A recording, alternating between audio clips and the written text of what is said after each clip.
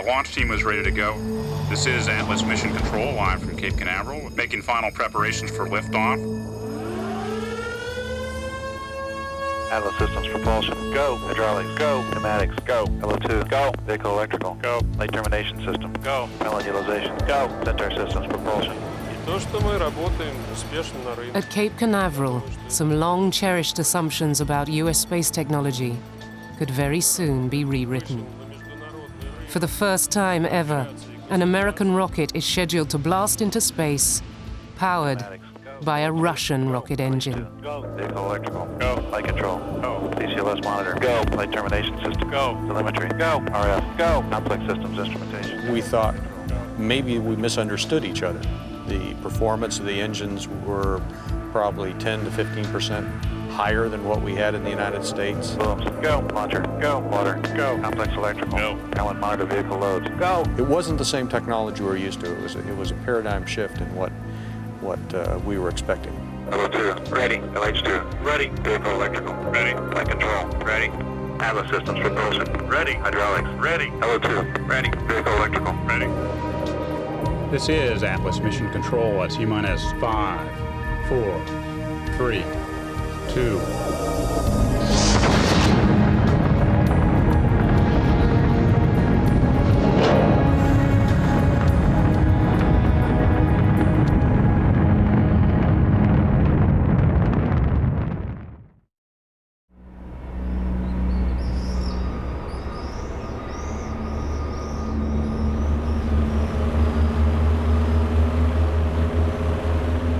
Behind the doors of this warehouse in a distant part of Russia lie what for 20 years was a closely guarded secret. A cache of rocket engines designed for the most ambitious space project ever to be undertaken by the Soviet Union. Today regarded as some of the finest in the world, the engines use a unique technology developed by Russia at the height of the space race. A technology so ambitious that Western rocket scientists thought it impossible to master.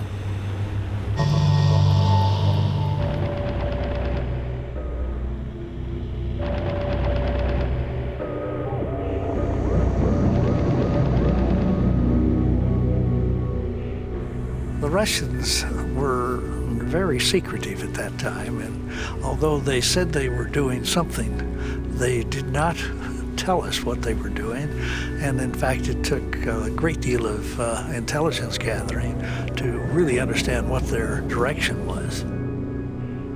The really important things were having good, clear pictures of what they were building.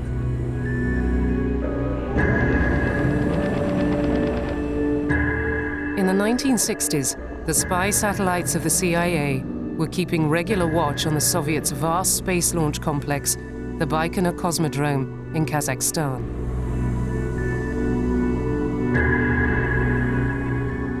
In March, April '63, we saw at least some initial what would be called stakes in the grounds for surveyors and stuff like that in the area that was undeveloped on the Baikonur Cosmodrome. The size of the assembly building, the causeway had all the earmarks for a very large launch vehicle indeed. It was like, hello, what's going on here?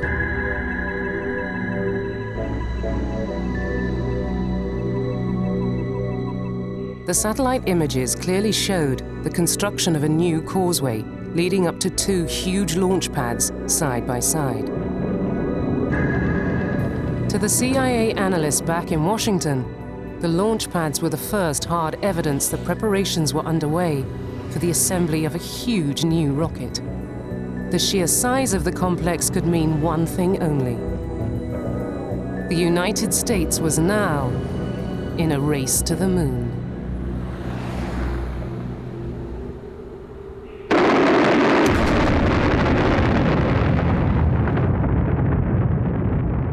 In the beginning of the 60s, the Russians were far ahead of us. They had better rocket engines, so with that rocket power, they were able to do lots of things that we were simply unable to do. It was a wonderful period for them.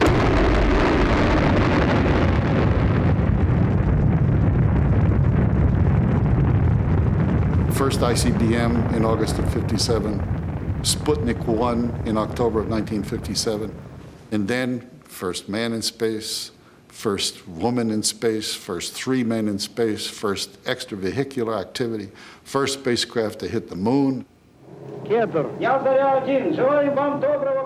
Russia's achievements in space were down to a unique approach to rocket design, pioneered by one central figure.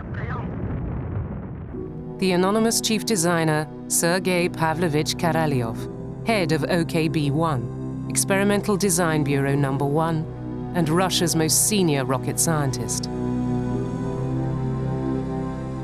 He was very much the dominant figure in the Russian space program. There's simply no counterpart, for example, in the US program. He had responsibility not only for the beginning years, the Sputniks, the manned program, communication satellites, spy satellites, planetary spacecraft. There's no American who had that kind of responsibility. You'd have to equate his work with 15 aerospace companies and about 4 or 5 NASA centers. Very, very much the dominant figure. His identity a state secret.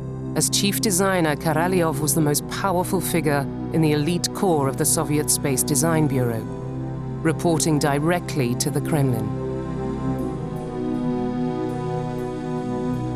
Korolyov was the key figure behind Russia's unique approach to rocket design, a pragmatic, hardware-based philosophy in which important design questions were only resolved after full test flights.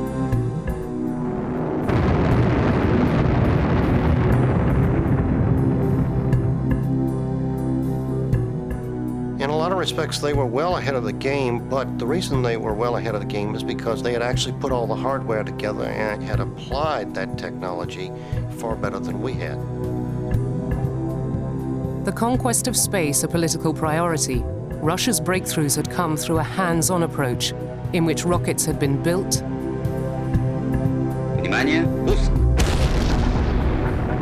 flown, and improved.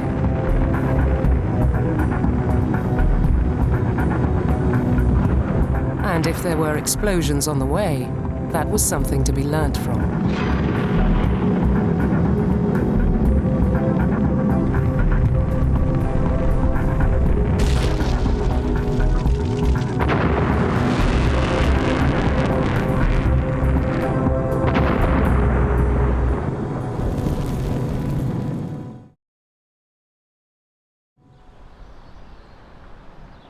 From his headquarters at OKB-1 in the suburbs of Moscow, Korolyov started work on a manned lunar mission, with that same experimental, hardware-based design philosophy.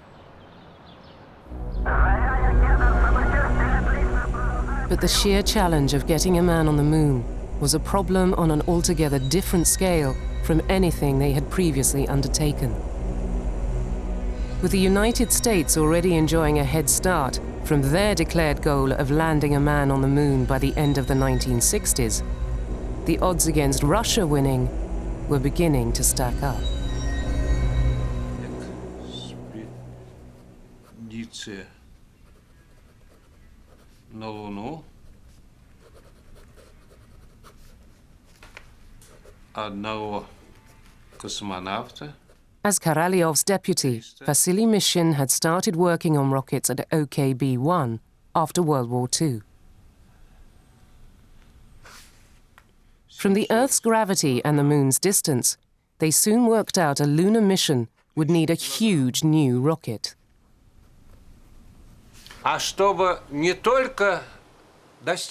In order not just to get to the moon, but to land on the moon and to bring back an expedition consisting of at least one person, for that you need to put 100 tons into the Earth's orbit. And that means you need to have a rocket which has a starting weight in the region of 2,000 tons.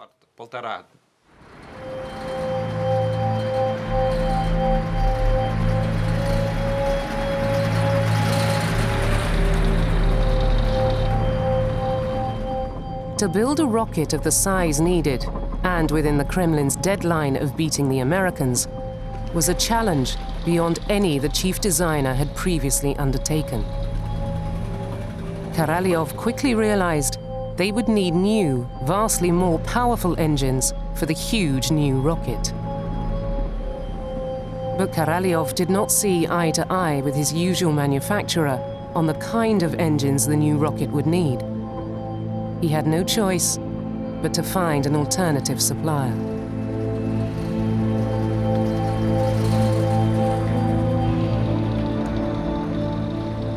Korolyov was forced to go to an aircraft designer named Kuznetsov in Samara. This is a fellow who had designed very good aircraft engines, but that was all the experience he had. That was a big risk for Korolyov. Kuznetsov had built up a formidable reputation as a jet engineer, having designed the engines for the first Soviet long-range strategic bomber.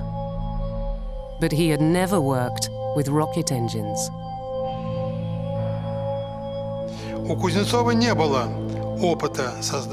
Kuznetsov did not have any experience in building liquid propellant engines, but when he looked at their configuration, he saw that liquid propellant engines, rocket engines, did not pose any more problems than aircraft engines, and realized that this challenge could be solved.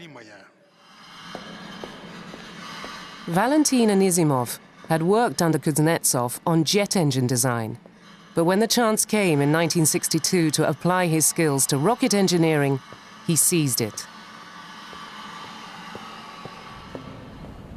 From the Kuznetsov Design Bureau in Samara, on the banks of the Volga River, 1,000 kilometers from Moscow, the team began working out what kind of engines the colossal new moon rocket would need.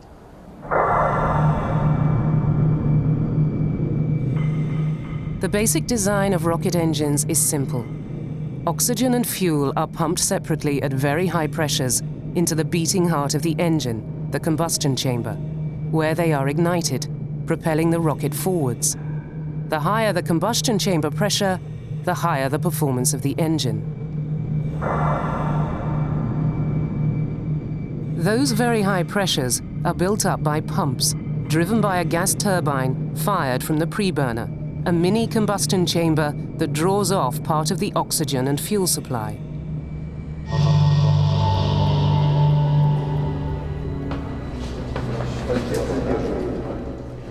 Faced with the deadline of beating the United States, it became obvious to Korolyov there wouldn't be the time to develop the kind of gargantuan engines needed for the new rocket, christened the N1. With Russia lacking the kind of industrial infrastructure of the Americans, there would only be time to make small but highly efficient engines for the N1 rocket, a total of 30 for the rocket's first stage. In order to lift off, you have to have more thrust than the gravitational force holding you down. And in our case, we decided to go with 5 engines to do that, provide that thrust. And in the case of the Russians, they used 30 engines. So they used engines that were about a sixth the thrust level of our Saturn V engines. You know, it's a matter of engineering choice which way you went. But the choice to have 30 engines was one that was forced on Korolyov by Russia's lack of resources. With so many engines, the chances of any one failing would massively increase.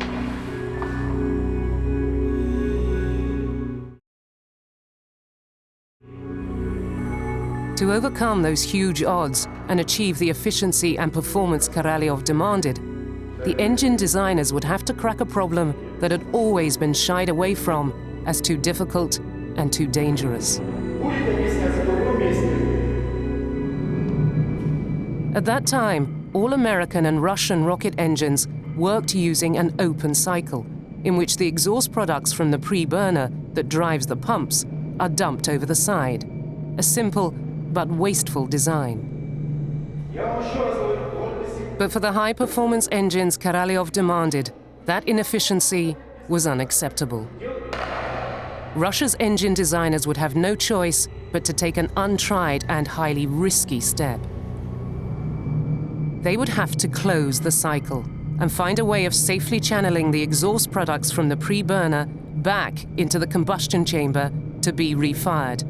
A potentially explosive process, but one that can boost the lifting power of the rocket by 25%. Closed-cycle engines require a much better understanding of the combustion process and much better control of all of the stages in that combustion process.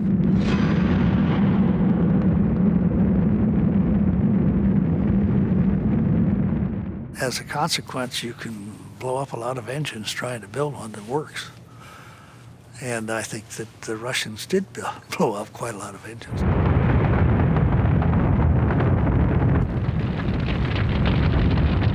Mastering the new closed-cycle technology with their experimental test-based approach would take time. Time the Russians lacked in their race to beat America to the moon.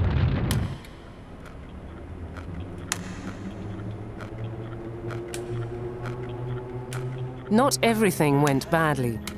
The Bureau's experience with jet engines gave it a lateral and innovative approach to rocket engine development. The Kuznetsov team realized there were strong similarities between the turbopump assemblies in jet engines and rocket motors. In the construction of both airplane engines and rocket engines, there is a battle to keep the weight down. In our design, the booster pumps are inside the main pumps. This dramatically reduces the external piping, improves reliability, and decreases weight.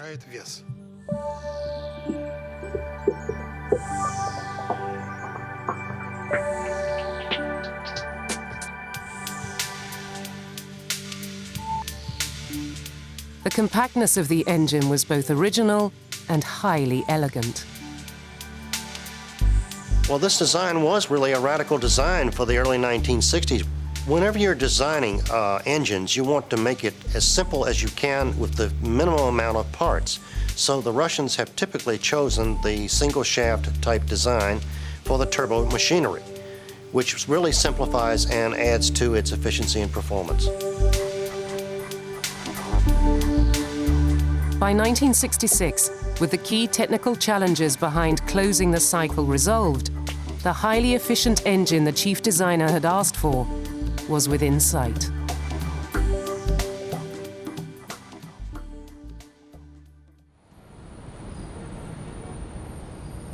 But the project was then struck a devastating blow. During routine surgery in January 1966, Korolyov died.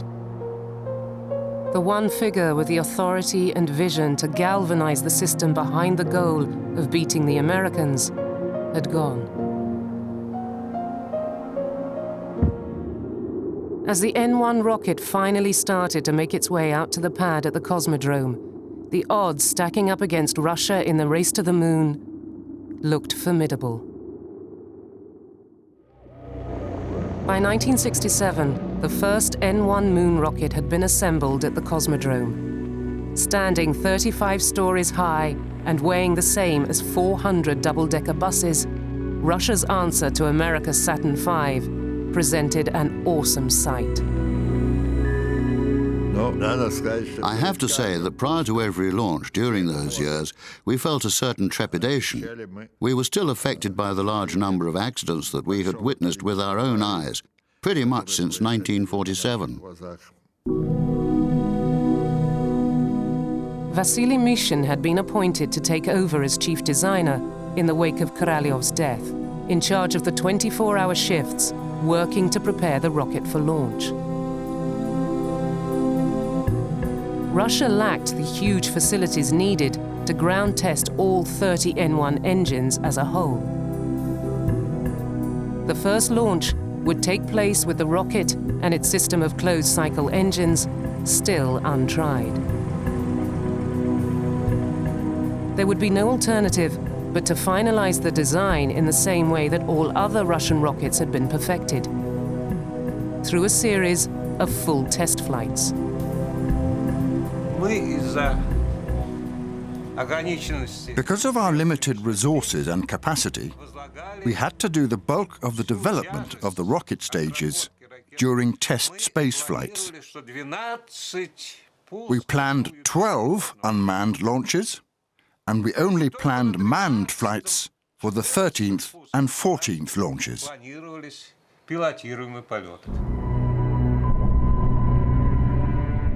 The first unmanned test of the rocket took place in February 1969.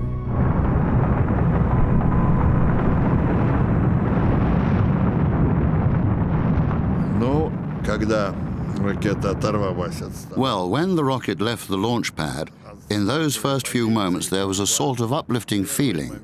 Yes, it's taken off. Yes, it hasn't blown up on the spot. This was already a great victory.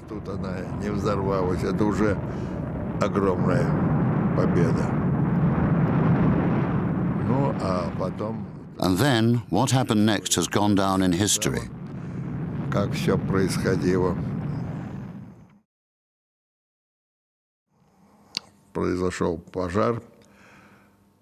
There was a fire in the rocket, followed by an explosion. And it has to be said that at the time, we felt this was bound to happen. We hadn't finished working on it. A minute into the flight, the rocket exploded 40 kilometers from the launch site. Metallic debris had caught inside an engine.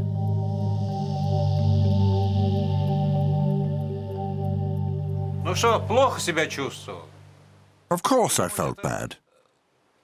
Do you think you would feel good if your engine blew up with a thrust of 4,500 tons? You feel very bad. Controlling a rocket with 30 engines was proving very difficult. But with another 11 unmanned launches still to go before the first manned flight, the engine's control system was improved ahead of the next launch in July 1969. This is the launch now, you see. It stopped. Now it's going to fall. Seconds after takeoff, the rocket fell back onto the pad, exploding with the force of a small nuclear bomb. We hadn't left the dugout 10 kilometers away when it crashed. That's what saved us. If we had come out, we would not have survived. The rocket had been launched before the ambitious closed-cycle engines had been perfected. While the debris was still being scraped up from the floor of the Kazakh desert, the race to the moon had come to an end.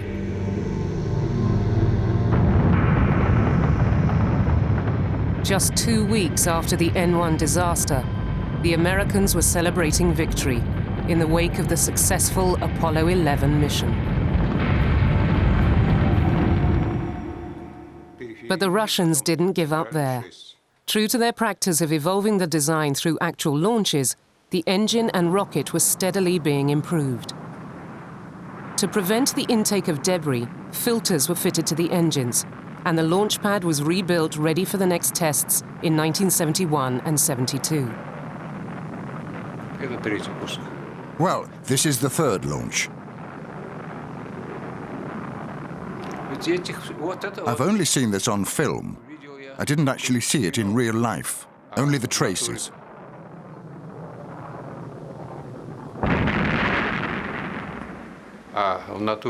There's the fire. And their problems didn't end there. The fourth rocket also blew up.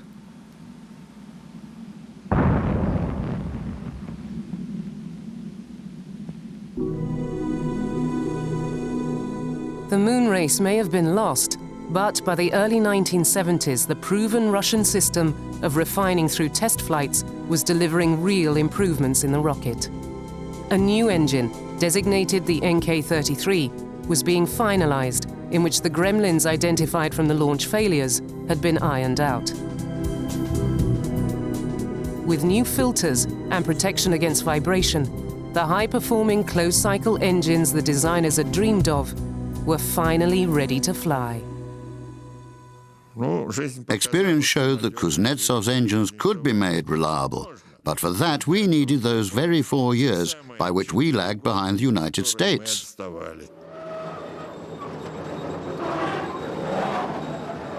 But at the very point the NK-33 engines would be able to prove their worth, the program was cancelled. The Politburo's patience with the N1 had finally run out. In 1974, the political imperative behind the moon race had now gone.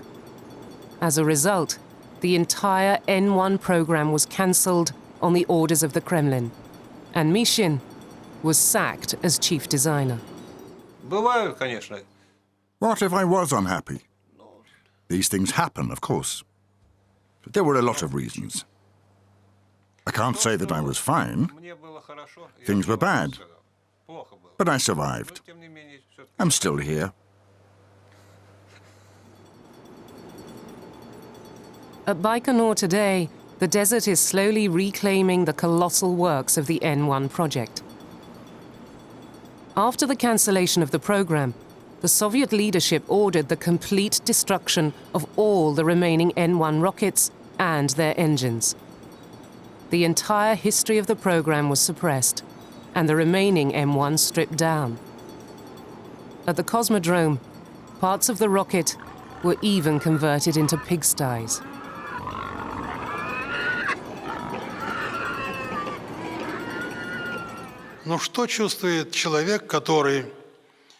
What does a man feel when he was responsible for the creation of a project, for nurturing it, when this system was created and it worked, and suddenly, at the height of your involvement in the creative process, you're told to cut it short, to put a stop to it? There was a disappointment that is difficult to convey now.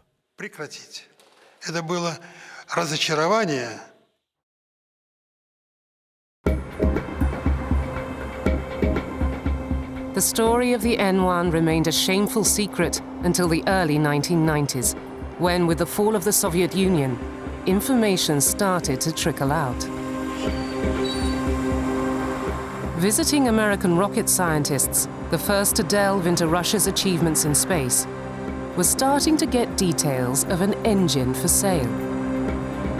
The engine used a kind of technology very different to what the Americans were familiar with. The description to me was I think there's something there, go find out. So off we go to start developing contacts. You know, who do you talk to? How do you get there? You know, the barriers that we were looking at looked to be almost insurmountable at the time, but we chewed away at it, finally got the right connections and started seeing some of the data. Information was emerging about an engine with unusually high performance specifications. When we went to Moscow, the word got around that we were there, and we went, several times. And what happened is people started coming to our hotel. And one of the people that came was a gentleman from a test facility in Salda, up in Siberia, where they had tested the NK-33 engine. And through him, we were able to arrange a meeting with Mr. Kuznetsov himself. An unprecedented invitation followed to visit the design bureau at its secret location in Samara. There was something they wanted the Aerojet visitors to see.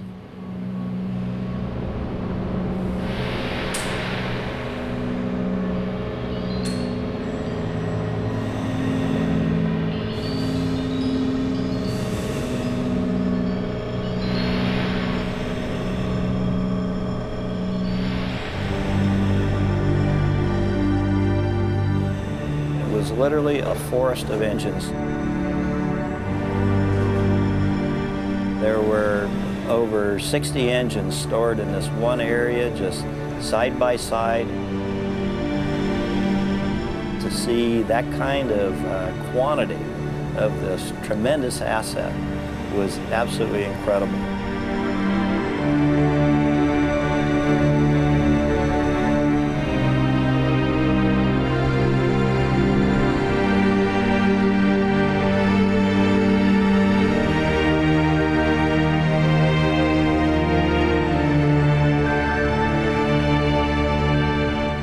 Есть такое выражение.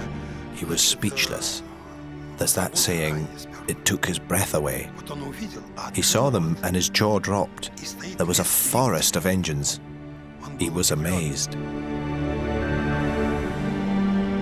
In defiance of the Kremlin's orders, the stockpile of NK-33 engines left over from the moon effort had been preserved in a warehouse safe from prying eyes for almost 20 years. Поэтому неразумно было работающие двигатели. It was not sensible to consign engines that were designed to last and to work Под бульдозер to the scrapyard to be melted down. он по своей инициативе. On his own initiative, Kuznetsov collected together all the engines that had been made and preserved them. И сохранил их. When you build a rocket engine, it's just unbelievable the amount of hours that go into each one of the engines, and it's a dedication. It almost becomes like your child. There has to be a value somewhere. They had no idea where, so they just kept them. Now worth millions of dollars, with the visit of Aerojet's engineers, it looked like Kuznetsov's foresight in preserving the engines might pay off. But with the NK-33 never having proven itself in flight, Aerojet had some tough questions to ask about the performance specifications being claimed for the engine's closed cycle. Well, engineers never just say, this is fantastic. We're a very, a bit of skeptical type of people. We have to prove things to ourselves technically. We wanted to know for ourselves that we could back up the claims. That skepticism was deepened by the fact that the closed-cycle technology behind the NK-33 was only poorly understood in the United States. They were doing things at a level, they were operating at levels that some in the United States were saying as recently as 15 years ago, you can't do that. And yet they had been doing it for over 10 years. So they had really protected their technology, and those of us in the industry did not know how they were doing it. The only way those doubts about the engine's reliability and performance could be resolved would be in a full test firing, the first in 20 years. An engine was sent from Samara to the test stand at Aerojet's facility in Sacramento, California, for a proving test set for October 1995. Bring up the sequence computer and load sequence JSQ NK firing program. Monitor supply pressure. Verify close, locks, engine safety valve. Open engine GN2 start purge supply valve. Open engine start purge tank isolation valve. Verify close, locks, run line drain valve. Ну, трудно переоценить те волнения. Well, it is hard to overstate the anxiety that we felt before the test. My hair had already gone white, and I thought, can it get any whiter with all that worry? После таких три волнений. There was worry, stress, every kind of stress. Nervous, physical, moral, psychological. Notify when pressure reaches 3,000. Pressure's up, pressure's 3,000. Stand by for test. NKP2 Q01 1A001 on the countdown. Siren on. Off at the second bell. Press the camera iris. Countdown. 5, 4, 3, 2, 1. Fire. DC's up. 1512, 77%, looking good. 15, 14,000. And you're wondering, oh, this is very, very powerful. Is it going to hold together? Is our test stand going to work? Stand by for throttle up. 100% thrust. DC's looking good, 2100. The test conductor is calling out certain critical things, and in your mind you're saying, yes, that's right, it's good, it's good. The engine hit each of its specifications. Russia's alternative engineering approach had delivered a technology that, though 20 years old, America had still not managed to equal. 21 seconds. Shut down.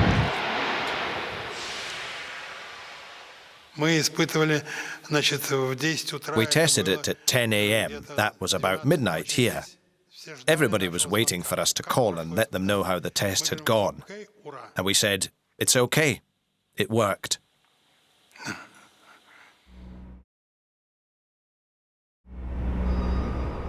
Aerojet now had all the proof they needed to go out and sell the engines for use on the latest generation of satellite launchers.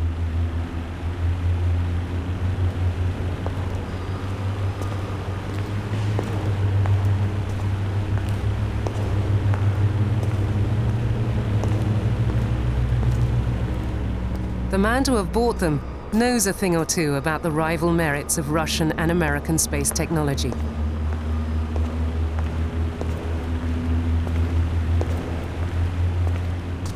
George Muller, the engineer once at the helm of America's race to the moon. I first came across the NK-33 when we began the development of the K-1, our reusable launch vehicle. We were looking for high-performance engines, and we knew about the Russian engines in general, but it wasn't until then that we really began to understand how efficient they really were. The efficiency of these engines is very good, better than anything else available in the world today. Start flight pressurization. Roger, going to flight pressures.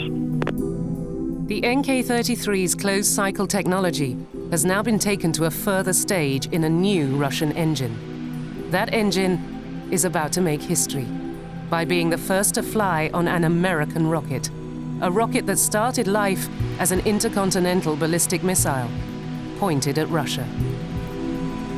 2 minutes, 15 seconds.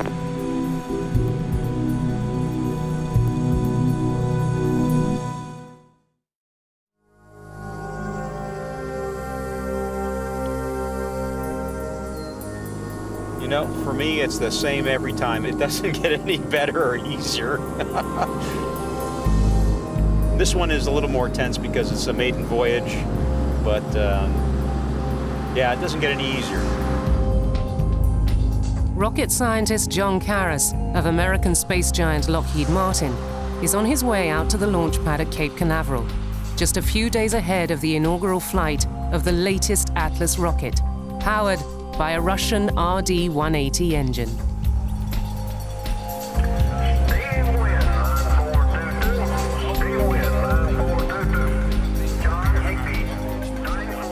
Twice the size of the NK-33, the new RD-180 takes Russian closed-cycle technology to new limits of performance, offering thrust levels almost 5 times those of a jumbo jet.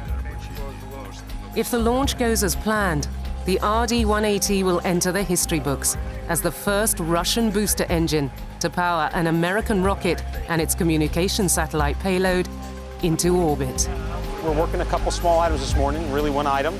So we're doing final checks and we're closing things out. In about an hour from now, we'll be actually buttoned up for launch, and we really won't do anything the rest of today, Friday, Saturday, or Sunday, and we'll come in and power up on Monday and go for launch.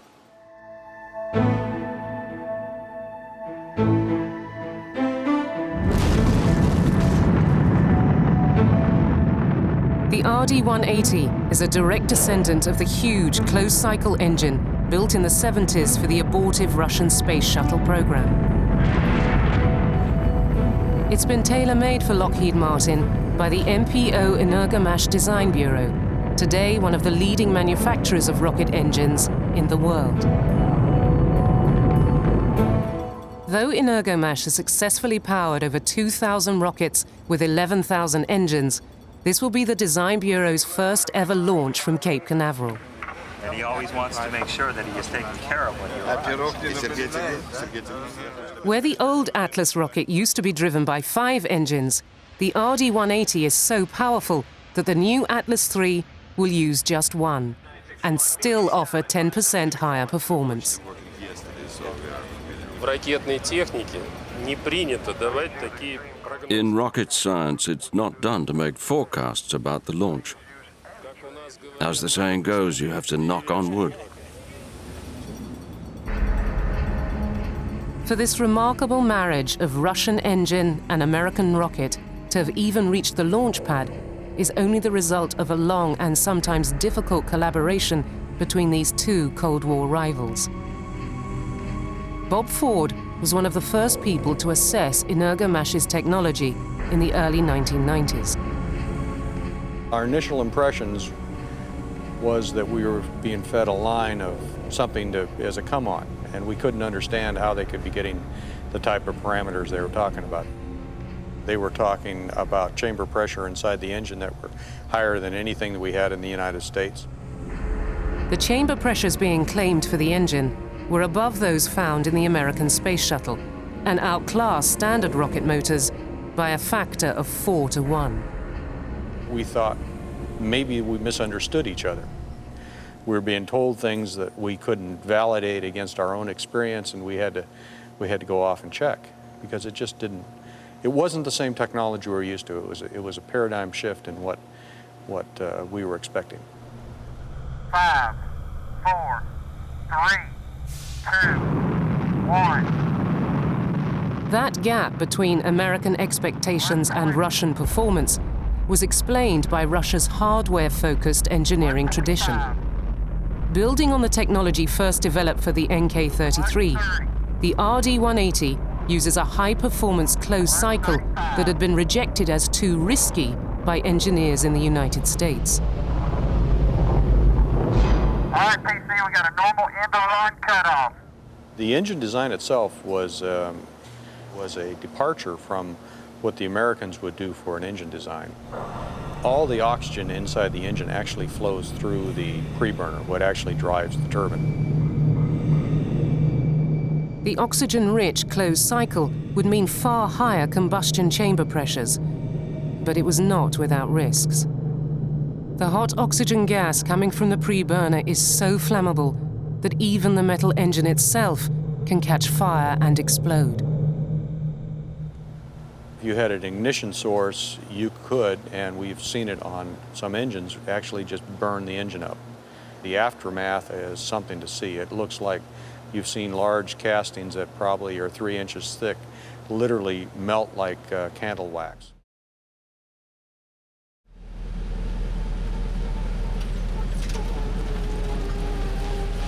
From their factory on the outskirts of Moscow, Energomash have, since World War II, produced over 100 engine designs, each one an improvement on the last. By incremental development, they succeeded in mastering a combustion cycle that, because it was oxygen-rich, had been rejected as just too dangerous by rocket scientists in the United States. It's not only the Americans who didn't manage to do that, but also the Europeans, the Japanese, and the Chinese. To do this, we had to approach how the fuel is burned in the preburner very carefully so that the temperature field is uniform, and to choose the right kind of materials and production techniques.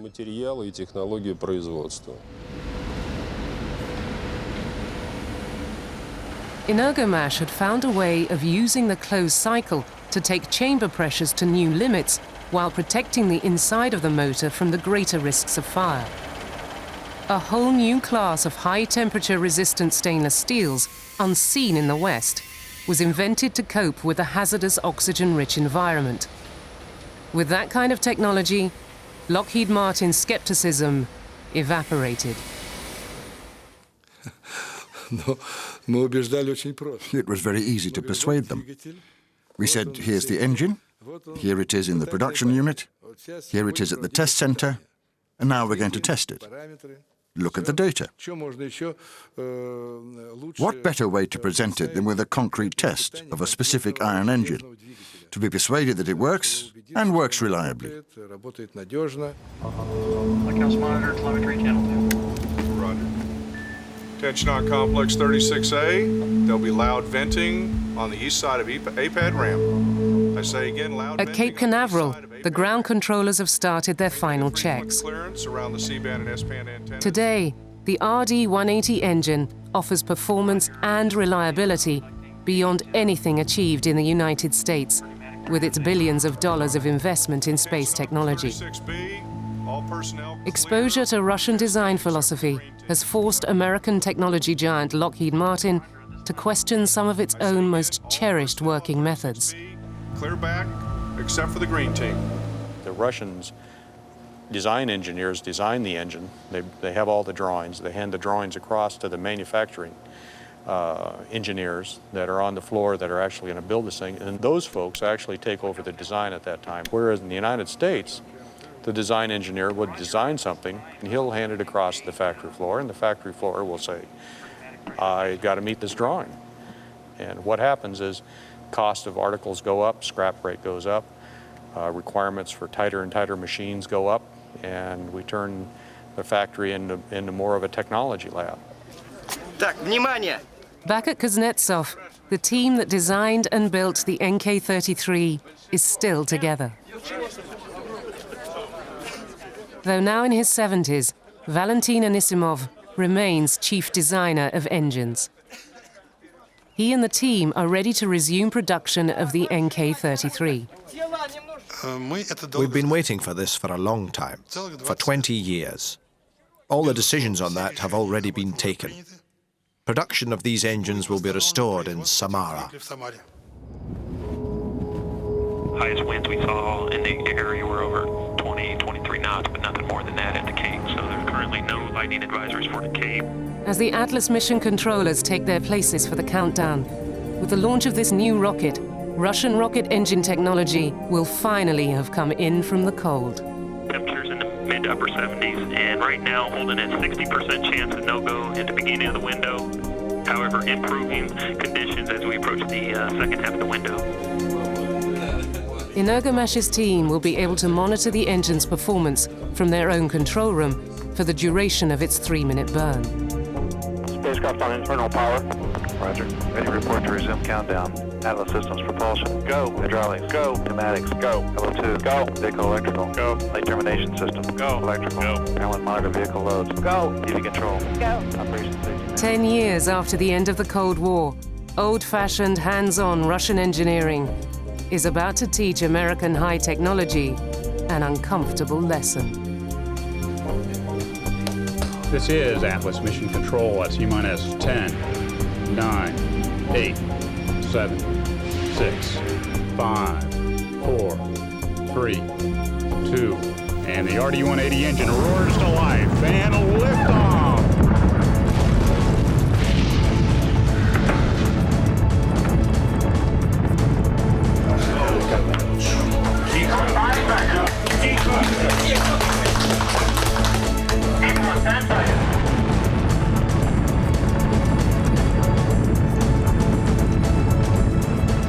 The idea that the technology in the United States was not equal or superior to the Russians was a very hard pill for a lot of people to swallow. It was very difficult to tell somebody in the government that all this money that they've put into it, really, there was still a technology edge over in Russia over what we had here.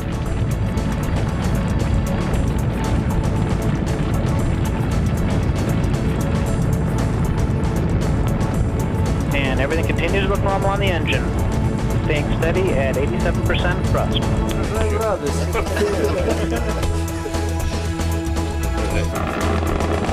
Engine primers continue to look good.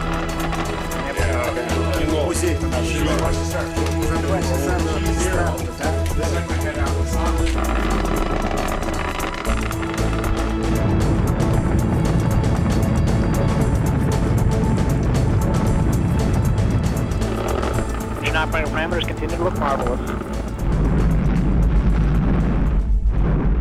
We have booster engine cutoff. Everything looks good there. We have stopped boost phase chill down right on time.